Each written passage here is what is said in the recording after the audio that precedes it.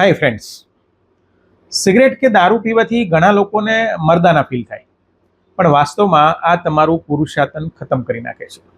As a સેક્સોલોજીસ્ટ મારી પાસે ઘણા યુવાનો સેક્સ સમસ્યા લઈને આવતા હોય છે અને ઘણા પ્રોબ્લેમ હોય છે એને. હવે સિગરેટથી સેક્સ ઉપર શું અસર થાય તો કે તમારા ઇન્દ્રિયની બ્લડ વેસલ્સની સાંકડી કરી નાખે, બ્લડના ફ્લોને ઓછો કરે અને ઇરેક્શનને કમજોર બનાવે.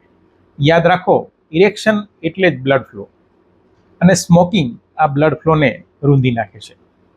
દારૂથી શું થાય તો શરૂઆતમાં તમારી એન્ઝાયટી ઓછી થશે, પણ તમારી નર્વસ સિસ્ટમ સ્લો ડાઉન થઈ જશે, સેન્સિટિવિટી ઘટી જશે અને ઇરેક્શન મેન્ટેન કરવામાં તકલીફ પડશે. લાંબો સમય તમે આલ્કોહોલ લ્યો તો તમારું ટેસ્ટોસ્ટેરોન ઘટે, લિબિડો ઘટે અને સેક્સ્યુઅલ પરફોર્મન્સ ડાઉન થાય.